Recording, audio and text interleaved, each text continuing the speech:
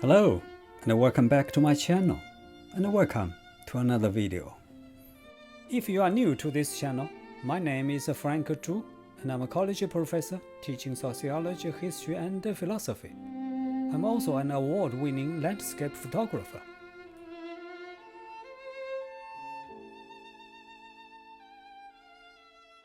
If you are a student of Chinese philosophy, you may have been overwhelmed by its complexity.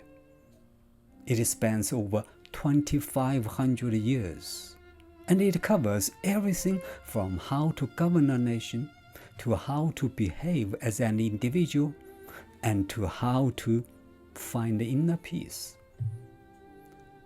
To make this vast subject a little bit easier to navigate, I'd suggest that you look at it as a debate between three main schools of thought: Confucianism, Daoism, and Legalism.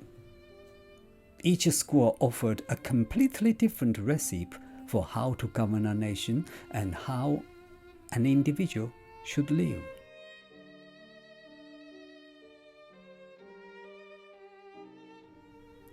In today's video, I want to discuss Daoism and Legalism by summarizing their major ideas and focusing on their major differences. Hopefully, this video will help you a little bit in your study of Chinese philosophy.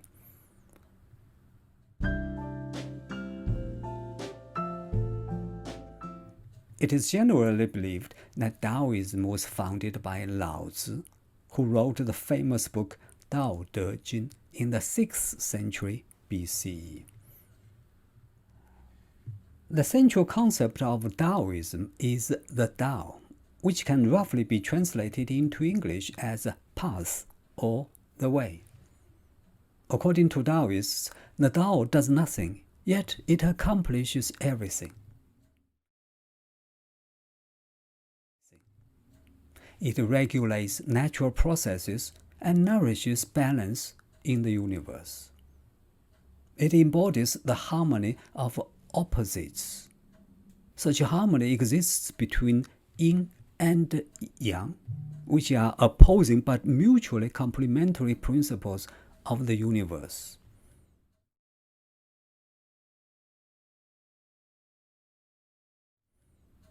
Yin is negative, while yang is positive.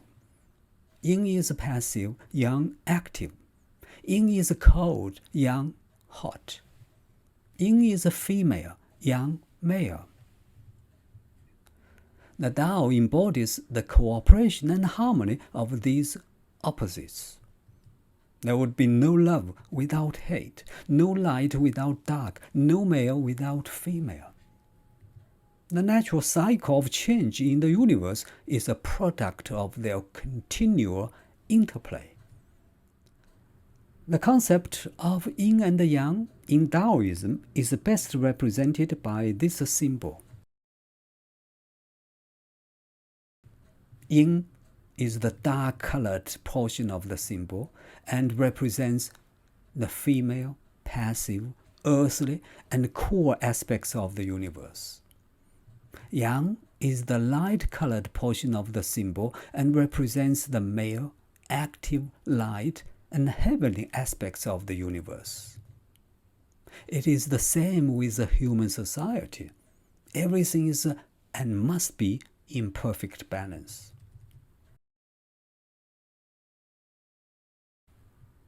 If the principles of the Tao govern the world, it follows that human beings should remain passive and do nothing because there is no guarantee that the balance or harmony will not be harmed if people take action. To the Taoists, living in harmony with the Tao is to retreat from any action which would only create chaos and confusion. Reflection and introspection are the only things people should do, by which they learn how to live in harmony with nature. If everyone did so, the whole world would be in perfect harmony. Therefore, people are advised not to get involved in affairs of the world. Such idea of action through inaction is known as Wu Wei, which is another foundational principle of Daoism.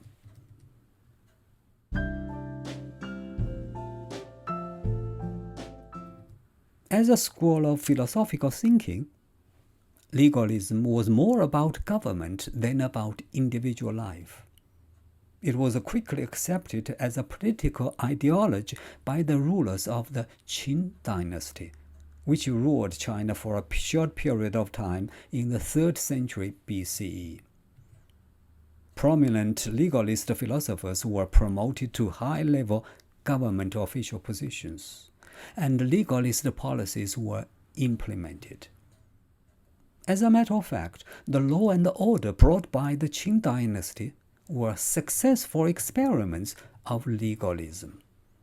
It was the first time a philosophical system was applied to political governance in China. With legalism as its central governing idea, the Qing adopted a practical and a ruthlessly efficient approach to political control and achieved social order and stability. Legalism has no single founder. Instead, it was founded by a group of people who had similar ideas. Among its most famous proponents and contributors were Shang Yang and Han Feizi, both of whom were high-level government officials of the Qin dynasty. According to them, human beings were fundamentally base and selfish by nature. Because of this inherent selfishness, people were more likely to do wrong than right. If such a human nature was not controlled, society would be in chaos. Based on this assumption, legalists developed 3 major principles. First and foremost, there should be law or principle. And more importantly, laws should be harsh because laws are effective only if punishments are severe and certain. Laws should be written in clear language and made public. People obey laws only when they are sure that they would be otherwise punished. Finally, for government to be successful, laws should be powerfully enforced, no matter what the cost is. When laws are successfully enforced, social order is guaranteed. The second component is legitimacy and power. The ruler holds power not because of himself, but because of the legitimacy of his position. The emphasis here is not the wisdom or virtuosity of the ruler, but the power of the authority. According to legalism, social harmony cannot be assured through the recognition of the virtue of their ruler, but only through strong state control and absolute obedience to authority. People obey laws only when there is a strong central government and unquestioned authority. The third component is a method, tactic, or technique of ruling. The ruler should know how to rule by properly assigning work to his officials. But the ruler should also be able to manipulate power in such a way that he will not be criticized for any wrongdoing by his officials. Government officials should be held accountable for their mistakes, while the ruler's name should never be tarnished, and his authority should never be diminished. According to legalism, when people are not governed by a capable, strong, and strict ruler, they become disrespectful of authority.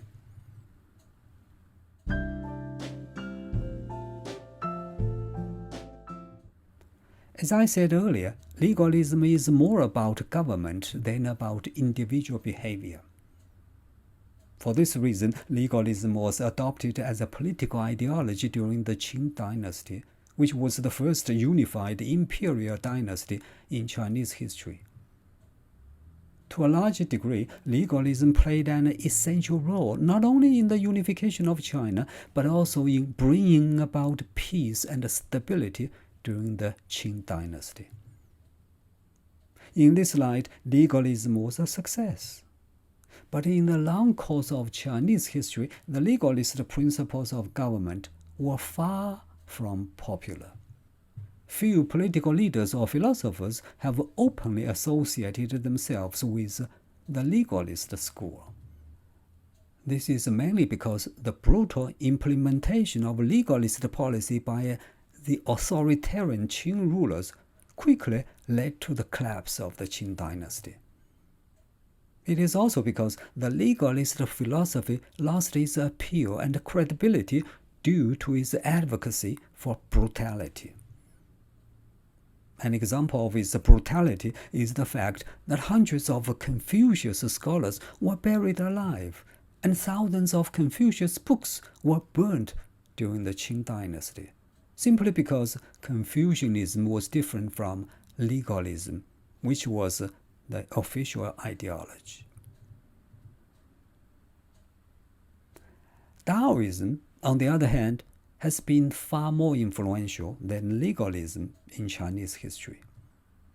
Daoism was more appealing partly because it emphasized personal growth and self-improvement, which resonated with many people who were looking to improve their lives.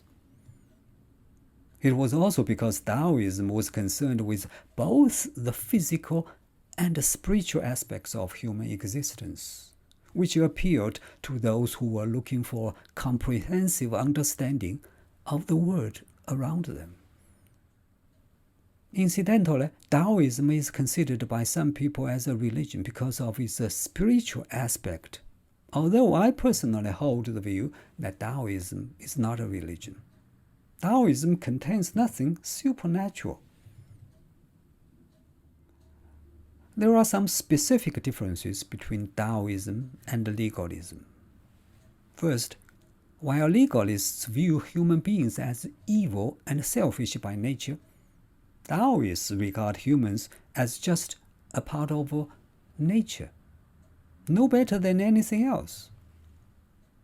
Second, legalism is primarily concerned with politics, including legal systems and administrative policies. Morality and human nature are completely irrelevant in legalism. On the other hand, Daoism is primarily centered on notions of ethics and personal spirituality. Third, while legalism promotes action, Daoism advocates inaction. For Daoists, it is a waste of time trying to solve problems that could not be solved by external force. Finally, legalism holds that a strong and powerful government is the solution to chaotic and confusing realities.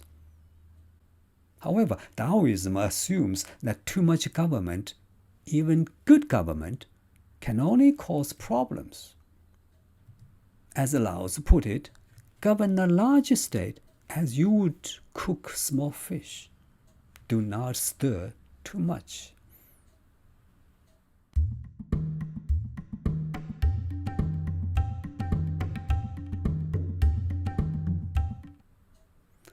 Well, I think that is all that I wanted to talk about in today's video.